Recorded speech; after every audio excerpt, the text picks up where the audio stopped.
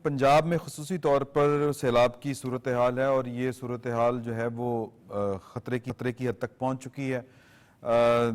रावी में 38 साल बाद इतना पानी आया है और जसर के मुकाम के ऊपर इवन के जफरवाल जो सियालकोट का इधर वाला हिस्सा है, नारोवाल वाली साइड वाला, वो ऑलमोस्ट जो है वो पानी फसलों में देहातों में आ चुका है। और करतारपुर जो है एक मुतबर्रक जगह है हमारे सिख बरादरी की, वहाँ पर पानी जो है वो आलमोस्ट 4-4, 5-5 फुट पानी अंदर दाखिल हो चुका है। यही हाल जो है वो वज़ीराबाद शहर का भी बताया जा रहा है। तो हम जो इस वक्त रेस्क्यू ऑपरेशन जारी है और जो पाकिस्तान के इदारे, गवर्नमेंट्स, सूबाई हुकूमतें, वफाकी हुकूमतें, फ़ौज, NDMA और जो हमारी फेडरल गवर्नमेंट है मजमूई तौर के ऊपर, वो इस सिलसिले में जो काम कर रही हैं। अभी थोड़ी देर पहले DGI-SPR ने और जो NDMA के सरबराह हैं उनके साथ, बल्कि वज़ीर इत्तलात व नशरियात, वफाकी वज़ीर इत्तलात व नशरियात जनाब तातारड़ साहब, इनके हमरा प्रेस कॉन्फ्रेंस की थी और उसमें उन्होंने बड़ी डिटेल के साथ जो रेस्क्यू का अमल जारी है वो बताया। हमारी इत्तला के मुताबिक बल्कि इस वक्त नेशनल मीडिया के ऊपर भी ये रिपोर्ट हो चुका है, तकरीबन 32,579 अफराद को रेस्क्यू किया गया है। तो आप सियालकोट का अगर अहवाल देखें तो वहाँ पर 405 मिलीमीटर बारिश हुई है और उसकी वजह से भी एक अजीबो गरीब सा मंज़र देखने में आया। अजीबो गरीब सा इस सेंस में कि ये बहुत ज़्यादा वहाँ पर पानी था और तवक्को से ज़्यादा था। वज़ीर आज़म जो हैं वो ये कहते हैं कि अगर माहौलियाती आलूदगी से निपटने के लिए पाकिस्तान की मदद करे, ये जो कुछ ज़ाहिर है कि इंडिया वाली साइड के ऊपर भी बड़ी बारिशें हुई हैं, इसी वजह से पाकिस्तान में जो है वो सैलाब आया, उन्होंने पानी छोड़ा है। हमारी फेडरल गवर्नमेंट की तरफ से बाज़ जो मिनिस्टर्स हैं उनकी तरफ से ये बात बताई जा रही है कि ये बर वक्त इतला नहीं थी और प्रॉपर चैनल के ज़रिए इतला नहीं थी और इसको आबी जारियत के ज़िम्रे में लिया जा रहा है पाकिस्तान की तरफ से। लेकिन जाहिर है कि अभी ये वक्त नहीं है कि इस तरह इसको देखा जाए। आने वाले वक्त में जब इस सूरत हाल से हम निमट लेंगे तो फिर इसके ऊपर गौर व खौज भी होगा और इसके तदारुक के लिए भी जो हिकमत अमली बनाई जा सकती है वो बनेगी। इसके अलावा जो सियासी मामलात हैं उनमें पाकिस्तान तहरीक इंसाफ ने की सियासी कमेटी ने जो है वो अपने ही फैसले के ऊपर नज़रसानी कर ली है। पहली ख़बर तो ये थी कि उन्होंने जो ज़िमनी इंतखाबात हैं उनके बाइकाट का जो फैसला था उसकी मुखालफत की थी, लेकिन कि कल जेल से ये वाली बात बताई गई कि जी कि इसके ऊपर दोबारा से गौर व खौज कर लें। तो कल रात गए ये ऐलान हुआ और इस पर यानी कहा गया कि जी के जो फैसला था बानी PTI का वो ज़्यादा मुनासिब था और जहाँ पर हमारे अफराद को या अरकान असम्बली को नाहल किया गया है वहाँ पर हम इलेक्शन नहीं लड़ेंगे, क्योंकि अगर ये इलेक्शन लड़ेंगे तो ये इसका मतलब ये होगा कि हमने उन पर जो लगने वाला इल्ज़ाम है वो दुरुस्त मान लिया है। और दूसरी तरफ ख्वाजा आसिफ साहब जो हैं उनका कहना है कि जहाँ जीत का यकीन है वहाँ पर वो कहते हैं कि जी कि यहाँ पे हम इलेक्शन लड़ेंगे और जहाँ पे हार का यकीन है वहाँ से ये बाइकाट कर रहे हैं। तो ये सियासी मामलात हैं और इस पर बात करेंगे। हमें ज्वाइन किया है जनाब खालिद फ़ारूकी साहब ने, बहुत शुक्रिया। खालिद क्यूम साहब तशरीफ़ रखते हैं, अहमद वड़ाइच साहब तशरीफ़ रखते हैं। आप तीनों दोस्तों का बहुत शुक्रिया। सर, ये जो सैलाब की सूरत हाल है एक बड़ा दिलचस्प, वैसे तो सैलाब दो तरह का है इस वक्त, एक तो दरिया का सैलाब है, दूसरा बारिशों की भी आपके सामने है सूरत हाल। सियालकोट में तकरीबन 38 साल के नहीं, ये 405 मिलीमीटर ये बारिश हुई है। तो ख्वाजा आसिफ साहब कहते हैं कि जी के जो अब बल्दियाती इदारे में हमें बहाल करने पड़ेंगे, ये हमें यानी वो बता रहे हैं कि हालात कुछ इस तरह के हैं। तो मजमूई तौर के ऊपर जो सूरत हाल अगर आप पूरे पंजाब की देखें, आलमोस्ट बावलपुर से लेके अगर आप वज़ीराबाद तक चले जाएं और इधर से आप सियालकोट की तरफ चले जाएं, जफरवाल चले जाएं, नारोवाल चले जाएं, शकरगढ़ चले जाएं, तो सूरत हाल जो है वो बता रही है कि यानी कि स्टेट जो है ये उससे थोड़ा सा हैवी हो गया काम। तो क्या कहते हैं आप इस सारी सूरत हाल? देखिए इमरान साहब, ये पाकिस्तान में जो सैलाब हैं और बारिशें हैं जिस शिद्दत से माजी में भी सैलाब आते रहे वो हमने देखे। 1988 का सैलाब था, बड़ा खौफनाक था। 1910 का सैलाब था, 2010 का सैलाब था, ये बड़ा खौफनाक था। इसके बाद थोड़ा सा ये महसूस हुआ कि जैसे लाहौर जैसे शहर जो हैं, जिस दरियाए रावी में पानी के अखराज भारत की तरफ से कम होता था तो बच गए थे। लेकिन इस साल जिस तरह से मानसून ने लपेट में लिया है सब कॉन्टिनेंट को और बारिशों ने जितनी तबाही मचाई है, इसका पहला मरहला तो ये हुआ कि कश्मीर में, आज़ाद कश्मीर में हमने बहुत तबाही देखी बारिशों से। इसी तरह हमने खैबर पख्तूनख्वा में बड़ी तबाही देखी। इसकी रीज़न जो है वो हम सब जानते भी हैं, डिस्कस भी करते रहते हैं। बड़ा अफसोस होता है उन हालात पे जिनकी वजह से गैर मामूली नुकसान और गैर मुतवक्के नुकसान भी होता है। बिलखुसूस इन दोनों सूबों में और स्टेट में जो है वो देखिए कि क्योंकि टेम्पर माफिया वहां पे है, दरख्तों की कटाई होती है, तो इसलिए और ये पूरे का पूरा समझे कि एक माफिया जो काम करता है वो कंट्रोल से बाहर है। तो खैबर पख्तूनख्वा में तो ये शिकायत बहुत आम रही कि इस टेम्पर माफिया की वजह से, दरख्तों की कटाई की वजह से, जंगलात ख़त्म किए जाने की वजह से, और हम वैसे भी आपको पता है कि पूरी दुनिया में जो सबसे कम आबादी जिस के तनासब से जो जंगलात रखते हैं, हमारा शुमार उन ममालिक में होता है। हमारे शायद टोटल को 3% जंगलात का एरिया इस वक्त रह गया है बाकी, अगर ये रहता है, सलामत रहता है। जबकि हमारे बारक्स ठीक है, भारत का हम और भी उसके मामलात में बहुत ख़राबियाँ हैं। वहाँ की हुकूमतें जो हैं वो जारहाना मिजाज एक रखती हैं, जारहियत करती हैं, दुश्मनी का किरदार अदा करती हैं, लेकिन वहाँ जंगलात जो हैं वो काफ़ी ज़्यादा हैं यहाँ की निस्बत। अच्छा, इसी तरह से बारिशों ने तबाही मचाई थी खैबर पख्तूनख्वा में और आज़ाद कश्मीर में। अब भी इस वक्त जो कश्मीर का दूसरा हिस्सा है जो भारत के कब्ज़े में है, वहाँ बारिशों से बड़ी तबाही हुई है, बड़े पुल वहाँ तबाह हुए हैं, सारी कुछ वहाँ पे हुआ है। लेकिन भारत की तरफ से पानी का जो इखराज है वो पाकिस्तान की तरफ जिस तरह से किया जा रहा है, जो एहसन इकबाल साहब का एक बयान है जिसकी तरफ आपने इशारा भी दिया, आपका ये कहना है कि वो जो पानी का जो इखराज जो है वो भारत जो है वो सोच समझ के कर रहा है। सोच समझ के मतलब ये कि जैसे एहसन इकबाल ने कहा कि उन्होंने पानी जो है उसको हथियार के तौर पे इस्तेमाल किया है, पानी को जमा किया और उसके बाद फिर उसका एक रेला जो है, बड़ा रेला छोड़ते हैं। अब ये बताया जाना जरूरी था कि वो पानी यहाँ जब छोड़ेंगे तो क्या वो मरहलावार तरीके से छोड़ेंगे या यकदम छोड़ेंगे।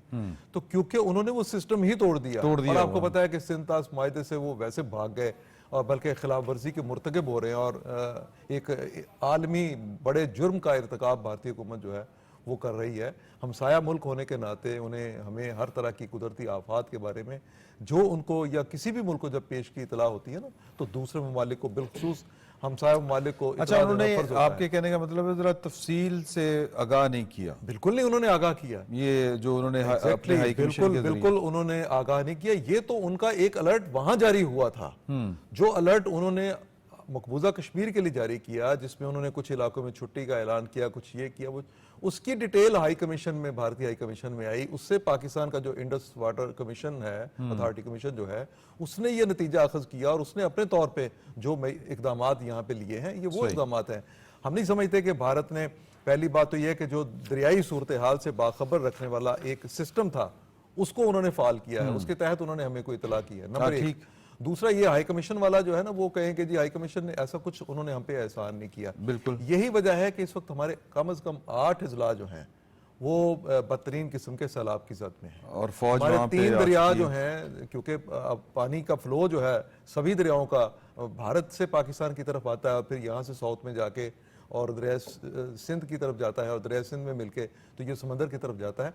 अभी दरिया सतलुज, दरिया रावी और जो दरिया चनाब है, इसमें मुख्तलिफ मकामात पर जिस तरह उसका प्रेशर बन रहा है, और रावी में तो 32 साल के बाद सैलाब की ये सूरत हाल पैदा हुई है, इतनी खौफनाक इस वक्त है। और इसमें जो हमारी खामियां कोताहियां वो अपनी जगह पे, लेकिन पहले एक चीज़ का जिसका बड़ा पॉजिटिवली जिक्र करना ज़रूरी है, वो ये है कि मरकज़ी और सूबाई हुकूमतें वो बड़ा इस वक्त जो पंजाब में मैंने देखा है कि वो बड़ा उन्होंने बड़ा किरदार अदा किया है, बड़ा रोल उन्होंने प्ले किया है।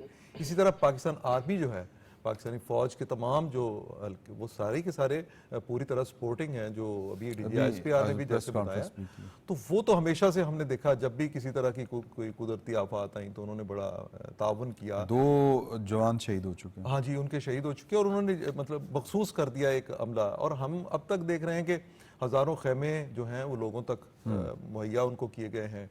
इमदादी ट्रक जो है, जो इमदाद ग़िज़ाई इमदाद जो है वो लेके, फिर वैसे भी ट्रक जो हैं वो हैं लोगों को रेस्क्यू करने के लिए। और जो तादाद आपने बताई को 32,000 या शायद इससे भी ज़्यादा जी है। जी तो 32,500 अब तक जैसे जैसे वक्त गुजरेगा वैसे वैसे, क्योंकि सैलाब की तबाहकारी और उसकी शिद्दत में इजाफा हो रहा है, वैसे वैसे ये है कि वो जो इमदाद की जो एक रफ्तार है और जितने उनकी स्पीड है वो भी बेहतर हो रही है।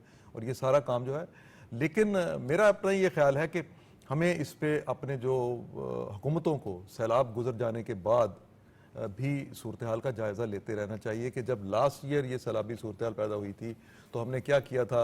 हमारे ये जो दरिया हैं इनमें वो कौन लोग हैं जो जाके सोसाइटियाँ बना रहे हैं, कितनी बड़ी, आप देखें ना, इस अगर चीज़ को आप इग्नोर कर देंगे तो इसका मतलब है कि ये ह्यूमन एरर भी नहीं है, या तो इसको हम ह्यूमन एरर कहें, नहीं, ये माफियाज हैं डिफरेंट, जो जाके जिन्होंने दरिया रावी पे कब्जा कर रखा है, इसके सारे रास्ते दरिया रावी को हुस्न तबाह बर्बाद कर दिया है, कुदरत से खेल रहे हैं, कुदरत से लड़ रहे हैं और वहां जाके ये अपनी अच्छा जी, कानूनी ये आबाद कर रहे हैं। खालिद कीम साहब, ये रूडा भी एक बना था, तो वो बल्कि वो अथॉरिटी है, और आपको लगता है कि वो काबिल अमल होगा?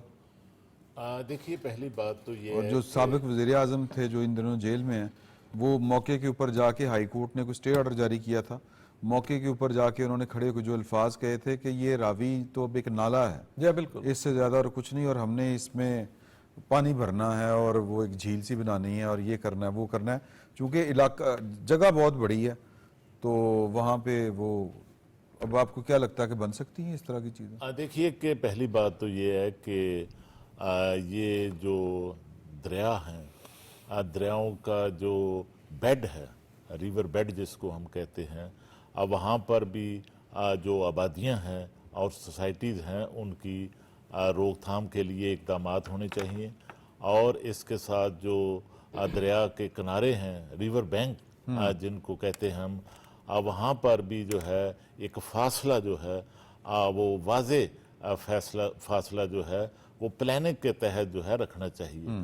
तो उस वक्त के जो वज़ीर आज़म थे बानी पीटीआई जो हैं, वो बहुत जल्दी में थे और वो हर सूरत अपनी तख्ती जो है वो लगाने का उनको जो है वो बुखार चढ़ा हुआ था और बगैर किसी प्लानिंग के जो है वो हंगामी तौर पर उन्होंने सारे जो है वो इकदामात करने की कोशिश की और ख़ुद भी मौका पर साइड पर जाकर, वहाँ पर कुछ भी नहीं था, अमलन कोई जो है काम नहीं हुआ था, लेकिन अपनी वो तख्ती लगाने के लिए एक दिन अचानक जो है वहाँ पर चले गए दरिया रावी पर। तो मैं समझता हूँ कि ये जो 2022 का जो सैलाब आया और उससे पहले जो सबसे जो ख़तरनाक सैलाब था इस एरिए के अंदर, दरिया रावी के अंदर, वो 1988 का जो है वो आज से 38 साल पहले। आपको याद होगा कि किस तरह पूरा जो शाहदरा है और पूरी जो अमामिया कॉलोनी है और पूरा जो जीटी रोड है, ये सारा मरीद के तक जो है पूरा डूब चुका था, पानी की लपेट में था, पूरा इंफ्रास्ट्रक्चर जो है इस एरिया के अंदर मुतासर हो चुका था। तो मैं समझता हूँ कि उसके बाद, उस सैलाब के बाद जो है ऐसे इकदामात उठाए जाने चाहिए थे कि जिनसे वहाँ पर जो नजायज़ काबज़ीन हो चुके हैं उनको भी वहाँ से उठाया जाना चाहिए था। लेकिन ऐसा जो मुख्तलिफ़ किस्म के माफियात हैं वो आप जानते हैं कि इस हवाले से इकदामात में रुकावट बनते हैं। तो अब देखिए कि दूसरी तरफ जो आबी जारहियत की बात हो रही थी, तो आबी जारहियत जो है वो महदूद सतह पर भारत की तरफ से सैलाब की इतला देकर जो है वो आबी जारहियत की गई है, क्योंकि इसमें इंडस वाटर ट्रीटी जो है उसके तहत जो है उसको फॉलो नहीं किया गया, उसके मुताबिक जो है वो तसलसल के साथ जो मालूमात हैं वो नहीं दी गई जी। और इसका देखिए कि एकदम पानी जो है वो छोड़ा गया है, जिससे ख़ास तौर पर ये जो तीनों दरिया हैं, दरिया रावी, दरिया सतलुज और दरिया चनाब में तो जो है वो पानी की सतह बहुत ज़्यादा जो है वो बुलंद हो रही है। जो वहाँ पर हेड मराला में 9 लाख क्यूसेक थी, तो आगे खान की और हेड कादराबाद में जो है ये 10 लाख से जी। जो है वो बढ़ती नजर आ रहा है आपको। देखिए कि आज वजीराबाद में इसी पानी बंद जो दाखिल है वहाँ कादराबाद का जो बंद है, जो हेड है उसको बचाने के लिए वहां पर बंद जो है उसको बम से कादराबाद जो है उसको उड़ाया गया। जी। और इसी तरह आगे चलकर त्रिमू पर भी जो है वो दबाव जो है वो बढ़ सकता है। और दूसरा आपने देखा कि इसकी वजह क्या है। ये पीछे अगर 9 लाख क्यूसेक मराला से गुजर रहा था तो आगे जाकर इतना जो है दबाव क्यों आ रहा है? दबाव इसलिए आ रहा है कि जितने नदी नाले जिनमें नाला पलखू है, नाला एक है और इस तरह के दीगर जो नाले जो जम्मू से नाला डेक जो है वो ये तमाम जो नाले हैं ये जम्मू से जो है जम्मू कश्मीर से जो है ये पाकिस्तान में दाखिल हो रहे हैं। और इन नदी नालों का जो पानी है वो बिलाखिर आगे दरिया चनाब में जाकर जो है अब वो दाखिल हो जाता है। और आपने देखा कि वहाँ वजीराबाद के अंदर जो है पानी जो है वो दाखिल हो चुका है। वो पानी एक नाला पलखू है, बड़ा खतरनाक नाला है, उससे वहां वजीराबाद के अंदर जो है 4-4, 5-5, 6-6 फुट तक भी पानी जो है वहां दाखिल हुआ है। और कई मकामात बंद जो है टूट रहे हैं। समड़ियाल के करीब जो है दरिया चनाब का पानी जो है वो बाहर निकला है। और इसी तरह जो है फसलें तो मेरा ख्याल है बहुत ज्यादा मुतासर फसल तो मैं समझता हूँ सबसे ज्यादा सियालकोट में बहुत शदीद नरवाल है और सियालकोट में बुरी तरह 400 मिलीमीटर 405 मिलीमीटर जो है वो बारिश सियालकोट के अंदर हुई है। 11 साल का जो रिकॉर्ड है वो बारिश का जो है वो टूटा है। और वहां पर आप जानते हैं कि वजह क्या हुई है। वहां एक तो ये हुआ कि पूरे शहर के अंदर पानी जो है वो दाखिल हुआ है। उसकी एक वजह ये भी थी कि नाला एक और नाला भीड़ ये दोनों नाले सियालकोट के अंदर से गुजरते हैं। ओके। इन नालों का पानी भी बारिश भी शदीद तरीन हुई और इन दोनों नालों का पानी जो है ये भी शहर में दाखिल हुआ। सियालकोट एक संती बरामदी शहर है, वहां पर संती अमल मुतासर हुआ है। वहां पर जो है लोगों के घरों में पानी दाखिल हुआ है। इसी तरह आगे नारोवाल में देखें जी कि नारोवाल में नाला डेक जो है उसने बड़ी तबाही मचाई है। दरिया रावी जो है उसका पानी भी बाहर निकला है। लेकिन ज्यादा जो तबाही वहां मचा रहा है वो नाला डेक है। उसका पुल जो है आपने देखा मीडिया पर कि उसका पुल जो है वो बह गया है। और इस तरह बंद जो है वहां पर टूट रहे हैं। और इसी तरह दरिया सतलुज जो है उसकी जो तबाही है अब वो आगे बहावल नगर तक और बहावलपुर तक जो है वहाँ पर सारे इलाके को मुतासर कर रही है। मैं समझता हूँ कि वज़ीर आज़म पाकिस्तान शहबाज शरीफ रोज़ाना की बुनियाद पर आज सैलाब की सूरत हाल पर हंगामी अजलास जो हैं वो कर रहे हैं। और इस हवाले से NDMA रोज़ाना की बुनियाद पर वज़ीर आज़म को ब्रीफिंग दे रहे हैं।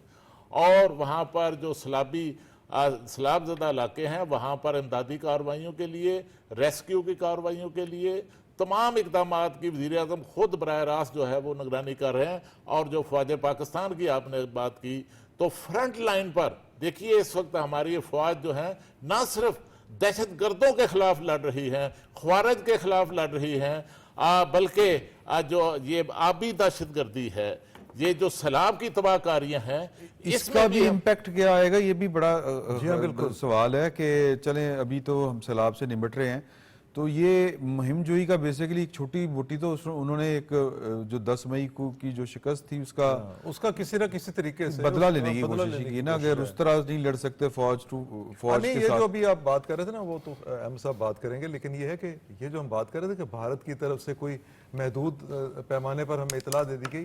देखिए नामुकम्मल और कमजोर इतला जो होती है ना वो ज्यादा खतरनाक होती है। उस पर आप दुश्मन आपको कहता है जी इतनी तैयारी करके रखें, आप उस पर अगर ट्रस्ट करते हैं तो उतनी तैयारी करते हैं, उससे ज्यादा डेंजरस हो तो फिर आपके लिए नुकसानदेह ज्यादा साबित हो। जी हाँ, जी हाँ।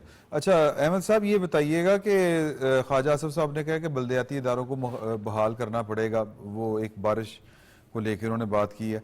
तो आपको लगता है कि बल्दियाती इदारों में ये इंतखाबात हो जाएंगे और ये कोई इस तरह का स्ट्रक्चर बन जाएगा या इतने वो खुद मुख्तार होंगे कि इस तरह की जो सूरत हाल होती है उनसे वो बर वक्त निपट सकें? बिस्मिल्लाहिर्रहमानिर्रहीम। सबसे पहले तो सर जो मुल्क के हालात हैं इस वक्त मैदानी इलाकों से लेकर पहाड़ों तक और जो मुल्क के तूल और अर्ज़ में जिस तरह वो सैलाब है, बारिशें हैं और जो एक सूरत हाल बनी है उसमें जो 800 से ज़ायद लोग जो जहाँ भाग हुए हैं और लोगों के माल मवेशी चले गए हैं, जो लाखों एकड़ जो ज़मीन है जो ज़ेर आब आई है, उससे जो नुकसानात माली और जानी तौर पर जो पाकिस्तान के हुए हैं, जो हमारे लोगों के हुए हैं पूरे पाकिस्तान में, वो आपकी इस प्लेटफॉर्म से बैठकर उन लोगों से इज़हार हमदर्दी करते हैं, इज़हार तज़ियत करते हैं। अल्लाह ताला मुश्किल इस घड़ी में अभी तो अंदाजे लगेंगे, तखमीना लगेगा कितने नुकसानात हुए हैं, फसलें कितनी तबाह हुई, जो लाइव स्टॉक था वो कितना मुतासिर हुआ।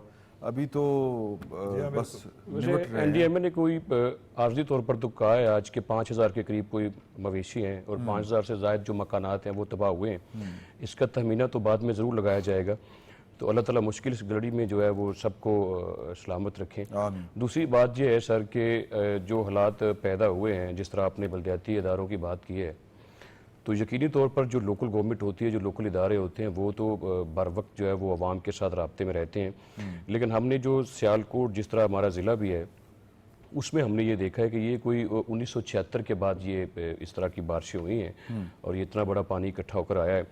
तो इतनी बारिश होने के बाद इसमें तो कोई शक नहीं है, अगर बल्दियाती इदारे बैठे हों या लोकल गवर्नमेंट बैठी हो या पंजाब हुकूमत या जो अदारे हैं मुतलका वो मुतरक हों, तो टाइम तो लगता है पानी को निकलते हुए। लेकिन फिर भी जो इतलात हमें मसूल हुई हैं उसमें अभी तक अल्लाह का शुक्र है पंजाब में कोई जान ज़ाया नहीं हुई, जो बाज़ाब्ता कोई इतला इस तरह की कोई नहीं आई है। तो जो माली तौर पर या जिस तरह बचाने की कोशिशें वो तो बिल्कुल उसमें जारी हैं। सर मैं बल्दियाती इदारों से हटकर मैं एक ओवरऑल इस सिनेरियो के ऊपर मैं ये गुजारिश करना चाहता हूँ कि इसका जिम्मेदार कौन है। ये 2022 के बाद इसकी जो इसकी यानी कि उसकी गिरफ्त है ना, जो इसमें जो तनाव है वो बढ़ा है, वो कम नहीं हुआ। 2022 का जो सैलाब था वो खतरनाक था, आज का जो सैलाब है पूरे मुल्क में ये उससे ज़्यादा खतरनाक है और आने वाले दौर में जो कहा जा रहा है वो उससे ज़्यादा खतरनाक हो सकता है। यानी कि इसमें पाकिस्तान का किसी किस्म का इस मौसमियाती तब्दीली में कोई वो रोल नहीं है जो दुनिया के बड़े ममालिक का है।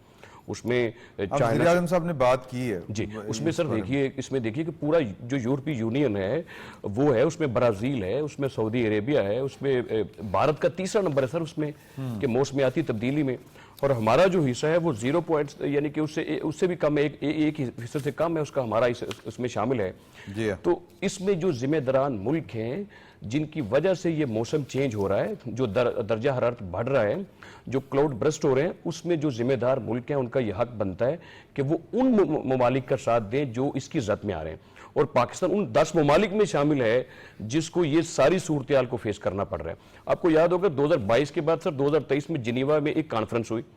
उस कॉन्फ्रेंस में ये बात कही गई कि पाकिस्तान को जब वो $30 अरब का नुकसान हुआ था 2022 में। जी। 2023 में ये कहा कि पाकिस्तान को जो दुनिया है वो इसका जो फंड है इसका क्लाइमेट चेंज का, इसके ऊपर $9 अरब दिए जाएंगे। तो आप ये देखिए कि उसके एक साल के बाद यानी कि जो 24 का जुलाई कहा जाता है, तब तक जो है वो सिर्फ $4 अरब के करीब पाकिस्तान की जो वो माली मदद की गई, वो जो पैसे कहे गए वो भी इसमें नहीं दिए गए हैं। तो इसमें गुजारिश सिर्फ ये है कि अब जो हालात हैं वो दुनिया के सामने हैं। अब दुनिया को मजीद चाहिए कि जो पाकिस्तान के जो हालात बन रहे हैं उसमें वो ख्याल रखें और आइंदा आने वाले सालों में हमें इसकी तरफ जरूर जाना पड़ेगा। जंगलात की बात जाहिर है, क्योंकि सर एक जंगलात की बात की सर, मैं आपको ये रिपोर्ट देता हूँ कि 1992 में पाकिस्तान में 50 लाख एकड़ के ऊपर जो है वो रकबा मुश्तमिल था जंगलात का, जो आज कट के कम होकर सर उसका साइज कट कर दिया गया और वो सिर्फ 30 लाख के ऊपर रह गए। यानी कि ये हमें चाहिए कि हम अपने जंगलात को थोड़ा सा बढ़ाएं और जो ज़मीनें यानी कि जो ज़री ज़मीनों के साथ साथ जो रहायशी कॉलोनियाँ हैं उनके मॉडल को जरा चेक करना पड़ेगा। और जो दरियाओं के वो हमने किया था ना जी, हमने सुनामी वो ट्री लगाया था मंसूबा। ये दुरुस्त फरमा रहे हैं बड़ाई साहब कि जो बेले थे दरियाओं के साथ, अब वो बेले जो हैं वो सैलाब की रोकथाम का बायस बनते थे। गुजरात में खत्म हुआ, वो खत्म हुए। पहाड़ों के साथ जो है वो दरख्त थे, उनको किस तरह, जिस तरह फरूकी साहब ने भी बात की कि जो टिम्बर माफिया जी उसने किस तरह वहां पर जो है वो दरख्तों को खत्म किया और सुनामी कहाँ गया, और वहां पर जो है अरबों रुपए उस पर खर्च हुए, और कहीं पर भी जो है वो 4 साल 4.5 साल के दौरान, और केपी के अंदर तो 13 साल के दौरान जो है अब कोई दरख्त जो है वहां नजर नहीं आए। तो ये बल्कि ये इस तरह के जो काम होते हैं, चूंकि ऑप्टिक्स जो होते हैं वो नहीं ना होता, जो नजर नहीं आ रहे होते, तो ये माजी में तरजीह जरा हुकूमतों की कम दर्जे की होती है या कुछ और मामलात होते हैं कि इस तरह की चीज़ों से, मिसाल के तौर के ऊपर बड़े दरिया जो शहरों के करीब से गुजरते हैं और जो कदीम शहर हैं सारे के सारे दरियाओं के किनारे के ऊपर हैं, बरतानिया ने वो दरिया पक्के कर लिए हुए हैं, किनारे पक्के कर लिए नहीं हुए हैं। इमरान साहब देखिए, एक तो है जो मारूजी हालात हैं और उन मारूजी हालात में हम अपने कुदरती हालात को देखते हैं, अपने जोग्राफिया को देखते हैं। हमारे जो दरिया हैं वैसे दरिया यूरोप में नहीं है, ओके, ठीक है, उन्होंने उनको कंट्रोल कर लिया, बर वक्त किया, ये अच्छी बात है। हमारे यहाँ भी सारा कुछ ये हो सकता था और उसकी पहली शक्ल ये थी कि जो हमने डैम बनाए थे उनमें इजाफा करते। हम चले गए किसी एक मखसूस डैम के पीछे कि हमने पहले जब तक ये नहीं बनाना बाकी नहीं शुरू करने। अच्छा, अगरचे हमने कुछ उसके बाद काम किया है, पानी जखीरा किया, बुनियादी तौर पर जब तक आप पूरे के पूरे इकदामात ये नहीं करते कि इतना पानी सैलाबी मैक्सिमम आता है और इस पानी के खतरे जो है नुकसानात, इससे बचने के लिए बजाय इसके कि वो हमारे काम आए हम समंदर में फेंक के उसे ज़ाय कर दें, हमें एक तो डैम्स बनाने चाहिए। और इस पे ये जो वक्त गुजर गया वो लकीर को पीटने का फ़ायदा नहीं है। इस पे अभी भी हुकूमतों को चाहिए, ये वफाकी और सूबाई हुकूमतों को, कि मिल बैठ के कोई ऐसा लाहा अमल मुरतब करे जिसमें हम समझे कि अगले 5 साल में कम अज़ कम हम पानी ज़खीरा करने की अपनी कैपेसिटी जो है इसको बढ़ा दें। जो हमारे पहले तरबेल और मंगला डैम है उनकी कैपेसिटी फिर जैसे जैसे वक्त गुजरा वो कम भी होती गई। अच्छा, अब अगला साल जो आएगा देखिए ये और खौफनाक है, इसलिए कि अगले साल 22% ज्यादा बारिशों का इम्कान है। जो अभी जो पेशगोई की जा रही है कि मानसून जो अगला है वो 22% ज्यादा बारिशों के साथ शिद्दत के साथ आएगा, तो आप उससे अंदाजा करें। अच्छा, फिर पूरी गर्मी और सर्दी में जिस तरह ग्लेशियर पिघल रहे हैं, इवन सर्दियों में भी उसके जो हम देख रहे हैं कि उसमें जो कुछ हो रहा है, जो आपने गिजर के इलाके में देखा, गिलगित में जैसे तबाही आई, तो ये माजी में इसकी मिसाल नहीं मिलती ना। अच्छा, अब ये जो कुदरती हालात बने हैं ये ठीक है कि दुनिया का उसमें बहुत बड़ा किरदार है और हमारा उसमें किरदार कम है और हम कहते हैं कि हम 1% से भी कम है, लेकिन हम दुनिया के 10 ममालिक ऐसे जो सबसे ज्यादा मुतासिर हैं उनमें 10 में से भी जोग्राफी की वजह से हम उसमें हम हिमालय के गोद में रहते हैं। जी हाँ, तो यहाँ हमारे लिए 3 बड़े पहाड़ी सिलसिले, बिल्कुल, तो हमारे लिए ये खतरा जो बहुत ज्यादा है। सो ये जो एक तो ये है कि अगले साल बारिशें और ज्यादा शिद्दत से होंगी इसका, और अभी देखिए जो नुकसान इसका होना है वो नुकसान ये है कि नेक्स्ट ईयर का हमारा जो मजमूई जो तरक्की की जो अहदाफ हैं ये मुतासर होने का बड़ा खतरा पैदा हो गया है कि हमने 5.1% हमारा जीडीपी ग्रोथ का एक टारगेट है, वो हमने अचीव कर ये कुदरती आफात की वजह से या किसी और वजह से ये अचीव करना है हमने। जी हाँ, अच्छा, अल्लाह करे हम अचीव कर जाएं, लेकिन ये अगर सैलाब से जो नुकसानात होते हैं अगर इसको हम देखेंगे और हम अपनी, क्योंकि ज़राअत ही इस मुल्क की रीढ़ की हड्डी है, ये सबसे ज्यादा मुतासर होगी, हमारे खेत खलियान सारे इस वक्त तो बहुत बुरा हाल है। यहाँ तो मुंजी की फसल जो तो वो बह गई वहाँ है, पे सियालकोट से, नारोवाल से, वजीराबाद से, गुजरात का जो ये इलाका है, हाँ, ये जो चावल लाहौर की तक पैदावार आता है, से तो चावल की तो पैदावार, उसके नतीजे में जो हमारी मुआशी तरक्की का हदफ है ये तकरीबन 1.5% कम हो जाएगा। तो ये 5.1 से कम होके फिर 3.6 पे आ जाएगा। तो इसका नतीजा फिर हमारे लिए ये होगा कि हमारी मुआशी तरक्की की रफ्तार कम होगी, हमारी टैक्स वसूलियाँ जो हैं वो कम हो जाएंगी और हमारे जो खसारे का जो बोझ होता है वो ज़्यादा बढ़ जाएगा। सो इसमें हमें ये जो प्लान करना है वो महज ये नहीं है कि आपने अपनी आबादियों को बचाना है। कोई भी मुल्क जब तक अपने सामने जो उसके सामने वो आफात जो जिन्हें कुदरती आफात कहते हैं इनका मुकाबला करने की अपने अंदर कैपेसिटी पैदा नहीं करता, तब तक उसकी मुआशी तरक्की के लिए बहुत बड़े बड़े चैलेंजेस रहते हैं। हमें इस पे हंगामी बुनियादों पर, स्ट्रेटेजिक बुनियाद पे इस पे काम करने की जरूरत है कि क्या तरीकाकार एनवायरनमेंट को चेंज करने, एनवायरनमेंट को चेंज करने के लिए। मैंने जैसे आपको बताया कि हम 3% जंगलात रखते हैं अपने पाकिस्तान में। अच्छा, अभी कोई भी हुकूमत, वो देखे ना, वो सुनामी ड्रामा जो था वो हम सब ने देखा। इस तरह का ड्रामा अगर कोई भी हुकूमत करेगी, ये हुकूमत भी ड्रामा करेगी तो लोग एक्सेप्ट नहीं करेंगे। पर आपको अगर काम करना है तो काम करके दिखाना है आपको। ये जितने इदारे आज इस वक्त आपको काम करते नजर आ रहे हैं, इनका टारगेट प्राइम मिनिस्टर को चाहिए और वजीर आला को चाहिए, दोनों बड़ी देखे ना जानफिशानी से इस वक्त काम कर रहे हैं, सुबह शाम ये पूरे प्रोसेस की निगरानी कर रहे हैं। पर अगर ये भी एक काम हो जाए कि अगले साल तक हमने अपने जंगलात इतने बढ़ाने हैं। जंगलात बढ़ाने का 2 तरीके हो सकते हैं, एक तो जो नए जंगलात हैं और दूसरा ये है कि अपने जंगलात को बचाया जाए टिम्बर माफिया से। जब वहां सुनामी वाला ये काम शुरू ना कि इतने लाख, इतने करोड़, इतने बिलियन हमने दरख्त लगा दिए हैं, वो दरख्त पहले कट चुके थे तो उसकी वजह से किया था। सो ये सारा कुछ हमें इस वक्त करने की जरूरत है। हम अगले साल तक अगर अपने कुछ मामलात को ये ठीक कर लें, देखिए ये कच्चे के इलाके में आपको पता है कि जो सैलाब आया था 1922 2022 वाला आप कह रहे हैं, जी हाँ। वो बड़ा खौफनाक था। अच्छा, उस इलाके में इसने बड़ी तबाही मचाई। रीजन उसकी वहां भी ये है कि वो वहां पे जागीरदार तबका जो है उसने उन जमीनों को अपने लिए जेरे काश रखा हुआ है, और जब वो जेरे काश रखा हुआ है वहां पे, तो इसका मतलब ये है कि उनको तो इस पे फायदा हो जाता है। सो वहां पे इस तरह के जराइम भी फिर वही उनके ही आगे जो लोग हैं वो जराइम में भी मुलविस होते हैं। जी हाँ। अच्छा, So, environment यहाँ के पे लिए ना पूरी स्टेट को अपना किरदार जो है वो मजमूई अदा तौर करना के ऊपर होगा। अदा पूरी करना स्टेट को पड़ेगा। ये जो बिल्कुल- आपस में खींचा तानी चल रही है पॉलिटिकली, मेरा ख्याल है कि ये कुर्सी कुर्सी के चक्कर से निकलना चाहिए। अगर किसी को कौम का दर्द, आप बताएं क्या कहने लगे। सर वो तो आज भी इसके ऊपर यानी कि दबाव बढ़ाना चाहते हैं कि किसी तरीके से Definitely, वो यही मैं कर करेंगे। लूं। सर ये देखिए कि मतलब अगर आपने छोड़ना है, अगर आपको ये सिस्टम मंजूर नहीं है, इससे अलग होना चाहते हैं, तो फिर खैबर की हुकूमत भी छोड़ दें, वहां अपने कोर्ट से जंग अच्छा, उनसे कोई बईद नहीं है, हो सकता है छोड़ भी दो। नहीं सर, वो छोड़। अच्छा, अभी थोड़ी देर पहले उन्होंने जुडिशियल कमीशन से भी कह दिया हाँ। कि वहां पे जो बैरिस्टर गोहर और अली जफर है उसके मेंबर है जुडिशियल कमीशन के, कि वहां से भी वहां से रिजाइन दे सर ये मेरे नजदीक ये सियासी खुदकशी है। पहले इन्होंने जब वो सूबों की हुकूमतें खत्म की थी उसका भी इनको नुकसान हुआ था। चले, ये हम करने से भी- सैलाब की बात कर रहे थे। तो ये सैलाब जो है वो इनको, मेरा ख्याल है सियासी सैलाब भी इनको बहाकर लेकर जाएगा। जो सर उनके लास्ट घर- वर्ड खालिद कीम साहब क्या कहना चाहेंगे एनवायरनमेंट के हवाले से। देखिए, मैं समझता हूँ कि हमें 2022 के जो तबाही हुई है वहाँ जो पर तजर्बा सैलाब, हमें हासिल हाँ, हुआ, उसकी बुनियाद पर और इस सैलाब की बुनियाद पर हमें मुस्तकबिल की अपनी कोई पॉलिसी बनानी तरजीहात चाहिए। जो वक्त है बिल्कुल उनका खत्म हो गया। तयन शमसी करना तवान्नुई और हवा होगा, से और बदलना। हमारा जो एलोकेशन है इस हवाले से उसको एलोकेशन को भी जो है डैम्स के हवाले से भी बढ़ाना काम होगा। करना पड़ेगा। तो बेसिकली यहाँ पर इस नुक्ते पे इत्तफाक हुआ है कि पाकिस्तान को माहौलियाती तब्दीली और इन्वायरमेंट को चेंज करने के लिए पॉजिटिव काम करना पड़ेगा और तरजीह और हंगामी बुनियादों के ऊपर काम करना पड़ेगा। इजाज़त दीजिए, अल्लाह हाफ़िज़।